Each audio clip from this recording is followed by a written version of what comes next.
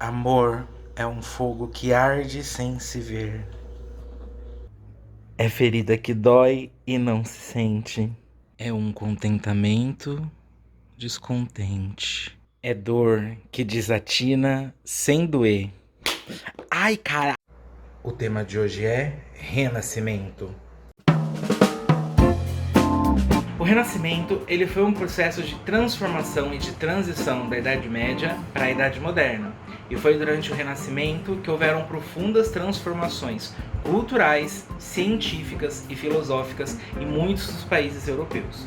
O nome Renascimento vem do fato de muitos autores acreditarem que durante a Idade Média a humanidade passou por um certo período de adormecimento, de quase morte, por conta, pelo fato das sociedades medievais estarem muito relacionadas, muito conectadas à ideia de superstição, à ideia de misticismo, mas principalmente por conta da predominância da Igreja Católica nesses países.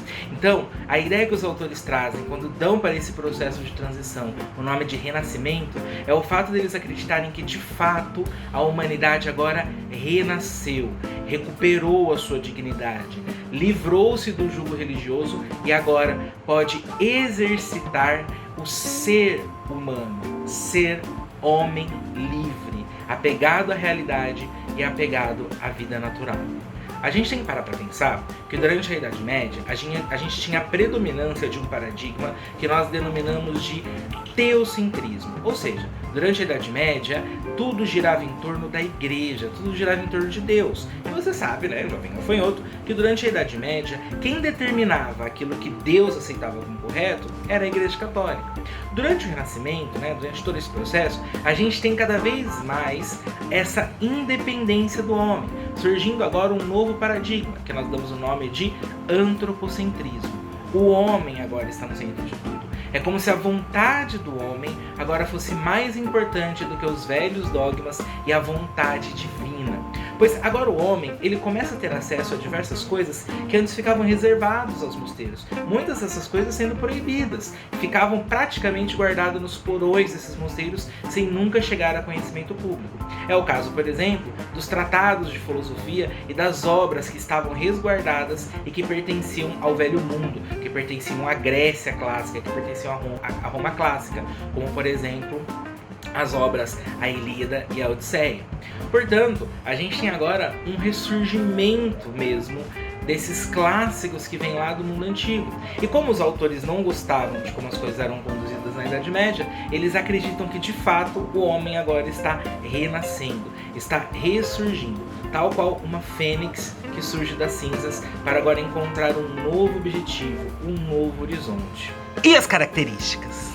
As características do Renascimento são várias, mas a principal delas, de longe, é o reavivamento da cultura clássica.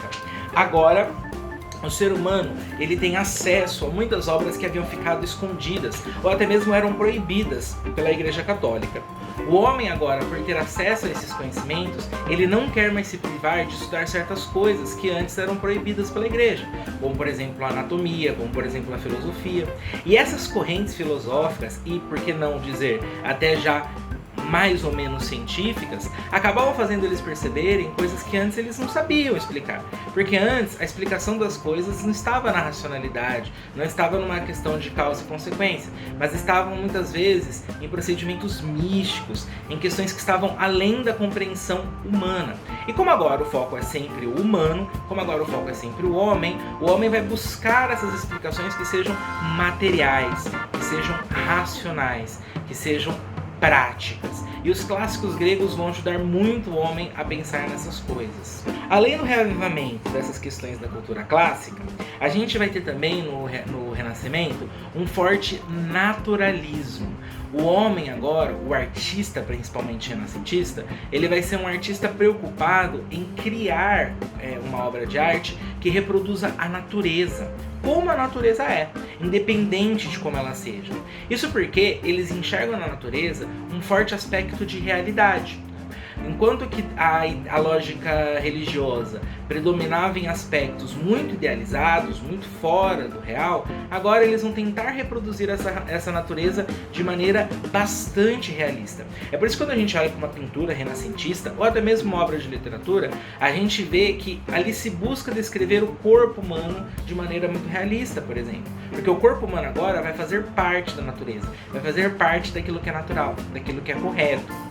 É por isso que muitas obras, às vezes, representam ali a pessoa nua, a pessoa com suas formas físicas muito bem detalhadas, muito bem realistas. Porque o artista aqui do Renascimento, ele gosta de reproduzir a natureza tal qual a natureza é, né? Não é uma obra nem um pouco distorcida da realidade quando a gente para pensar. Enquanto que se você pegar lá uma obra da Idade Média, você vai ver que é uma obra que parece pouco com a realidade, né? Ainda que você consiga enxergar a realidade ali, essa realidade muitas vezes é distorcida, o corpo humano nunca aparece de maneira muito definida, né? Você percebe na arte medieval que muitas vezes acontece essa espécie de repulsa ao corpo humano mesmo. No Renascimento não. No Renascimento o corpo humano é sempre louvado, sempre aparece. É quase como se existisse um certo hedonismo, uma supervalorização do desejo, uma supervalorização daquilo que o corpo gosta, que o corpo clama. Nessa primeira parte da aula de Renascimento, eu gostaria de analisar com vocês duas obras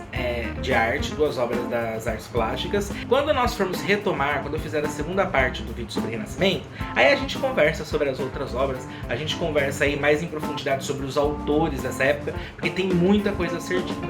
Lembrando que toda a parte de questões históricas, né, de aprofundamento de contexto histórico, vai ter a aula nos cards em algum lugar do vídeo. Vai ter aqui, quando o professor de História, Isaquinho, fizer a aula de História sobre o Renascimento, aí eu coloco para vocês aqui no vídeo, eu linko para vocês se aprofundarem nessa parte histórica mesmo. Nós vamos aqui focar principalmente nas artes plásticas e na literatura. A primeira obra que eu gostaria de analisar com vocês, na verdade é um afresco do Michelangelo. Esse afresco, ele se encontra no topo da Capela Sistina e ele foi encomendado pelo Papa Júlio II. E o mais interessante quando a gente repara nesse afresco é que vocês conseguem observar que existem várias informações que reproduzem essas características do Renascimento.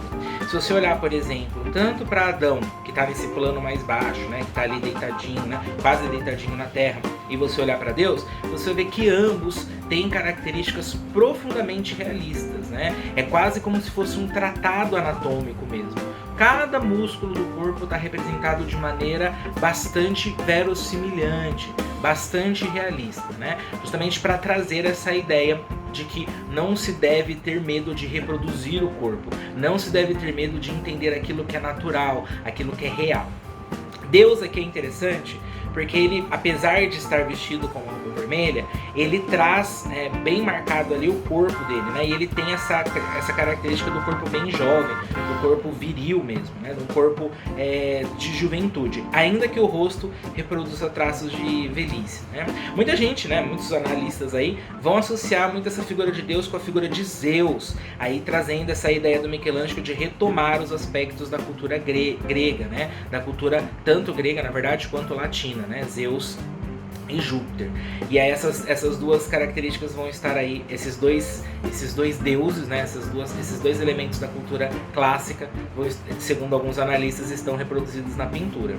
Uma outra característica que chama a atenção é a forma como Deus e Adão, eles estão se comportando de maneira um pouco diferentes, né?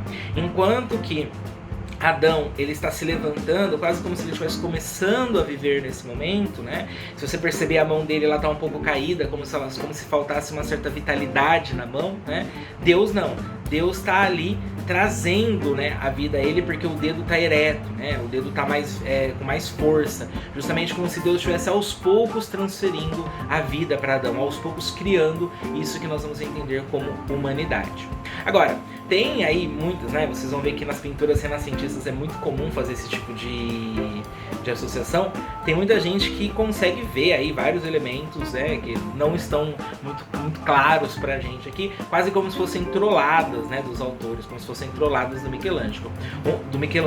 Um que chama muita atenção é o fato de Deus, né, ao mesmo tempo que ele está envolto ali vários anjos, né? Uma espécie de tecido que fica em volta desses anjos, tem uma mulher do lado dele, né? Alguns vão apontar que essa mulher é Eva, né? Que ainda não está viva e que mas já está ali nos planos de Deus de ser criada, né?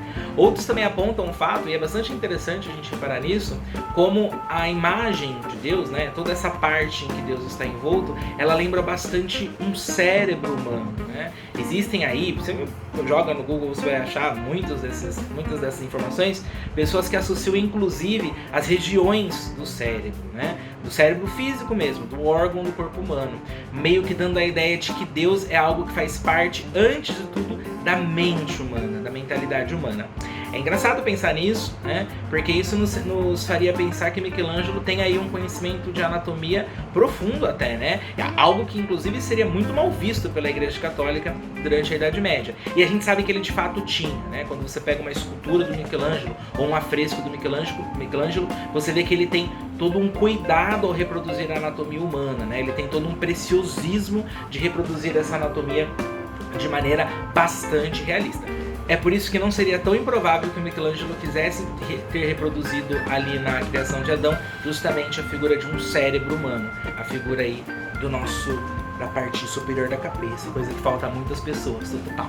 Uma outra pintura que eu gostaria de analisar com vocês é a Virgem das Rochas, de Leonardo da Vinci.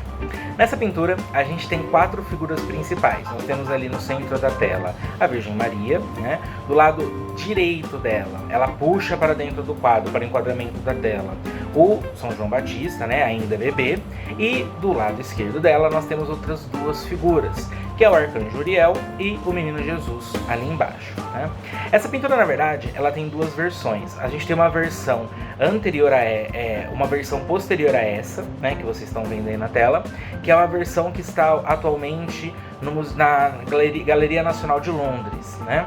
Essa versão que vocês estão vendo aí agora, ela é a primeira versão da pintura e ela se encontra no Museu do Louvre na França. As 2 pinturas são praticamente idênticas, elas são bem parecidas umas com as outras. A única diferença é que alguns elementos simbólicos se alteram. Vamos analisar essa do Louvre, que é a mais antiga, e a que tem alguns elementos mais interessantes para a gente observar. A primeira coisa que chama a atenção nessa pintura é o que, ao contrário das pinturas tradicionais, né, em que você tem a representação de João Batista e do Menino Jesus, nessa, João Batista se encontra acima do Menino Jesus. Ele está em um plano maior do que o dele, né? O que pode ser até uma coisa que acaba sendo mal vista por algumas pessoas, por acabar representando um tipo de profanação, né? O João Batista acima do Menino Jesus. Uma outra coisa que chama bastante atenção é o fato de que a mão de Maria está estendida, né? E apontando para João Batista, e o anjo aponta para João Batista, né? Fazendo com que todo o foco da pintura acabe ficando muito mais no profeta do que no Menino Jesus, né? O Menino Jesus, ele está ali com a mãozinha levantada, né, no sinal de bênção, né, abençoando o João Batista, e o João Batista se encontra ajoelhado, né, meio que pedindo esse perdão. A pintura que está lá na Galeria Nacional de Londres, ela já traz alguns elementos diferentes, né? Ela traz, por exemplo, uma auréola no Menino Jesus e traz também o cajado de pastor, né, que é o símbolo que normalmente é associado a João Batista. Uma outra característica interessante é que na primeira versão o anjo olha para o espectador, olha para a pessoa que está vendo a pintura, né? Quase como se ele estivesse querendo nos mostrar alguma coisa, nos apontando algo, né? E no caso a gente vê que ele está apontando para João Batista. Algumas pessoas, né, isso acabou ficando muito conhecido por conta lá da obra O Código da Vinci, né, argumentam que ali no espaço onde está a mão de Maria caberia uma cabeça, né, e que, portanto, o anjo estaria colocando o dedo em riste, né, bem na direção do pescoço da cabeça que está ali, né? E é uma coisa curiosa porque é como se o anjo estivesse apontando para João Batista, né? E João Batista, segundo a história tradicional, né, ele foi decapitado, né? Então meio que um prenúncio aí da decapitação de João Batista, né? Do fato de que ele vai morrer. É possível essa versão? É possível, né? O Leonardo da Vinci, ele é conhecido em seus escritos por gostar, né, de fazer essas referências, né? Vou gostar de fazer essas, até mesmo coisas com um tom humorístico, muitas vezes até meio macabros. né? Mas não tem como a gente saber disso por motivos óbvios, né? De qualquer maneira, é uma pintura que acaba chamando a atenção, porque na segunda versão parece que dizem que foi um dos assistentes do Leonardo da Vinci que pintou a segunda versão, né? Que terminou de pintar ela, na verdade. É interessante porque na segunda versão eles deixam mais claro quem é Jesus e quem é João Batista, né? Colocando aí os símbolos referentes a cada um.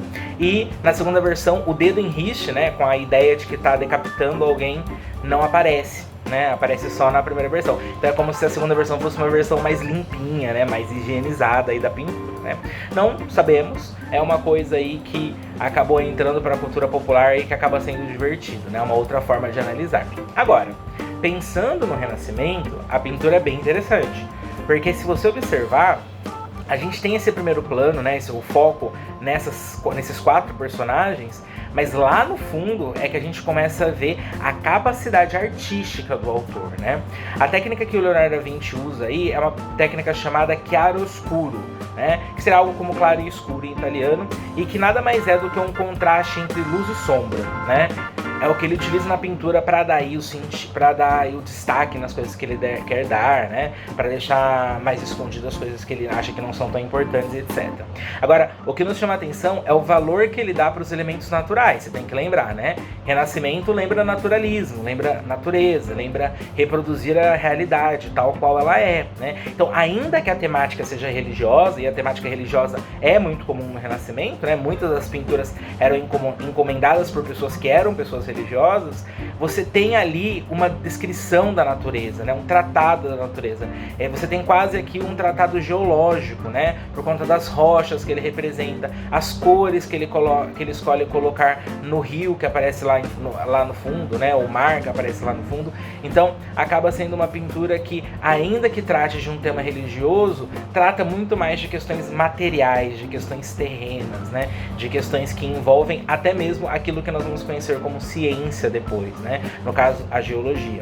E no final, tanto Michelangelo como Da Vinci, eles representam esses artistas que não são apenas artistas, eles são também grandes pensadores, grandes cientistas, e eles consideram como se todos os conhecimentos humanos fossem passíveis de análise, né? Independente daquilo que você produza. E principalmente, é como se todos os campos do conhecimento estivessem unidos, e que, portanto, o artista não tem que se privar de escolher um deles para falar, ou apenas se focar em algum campo. Aqui os artistas renascentistas, eles se destacam por serem pessoas de múltiplas disciplinas, de múltiplos conhecimentos, né? Da geologia, da filosofia, da arte, das letras, e nada disso escapa quando a gente analisa as pinturas desses grandes artistas. Bom, então essa foi a primeira parte aí da análise do Renascimento. Espero que vocês tenham conseguido desfrutar da aula. Quando eu voltar com a segunda parte, eu vou apresentar para vocês aí alguns autores da literatura, alguns autores que vão ser importantes no campo da escrita, não apenas no campo da pintura. Um beijo!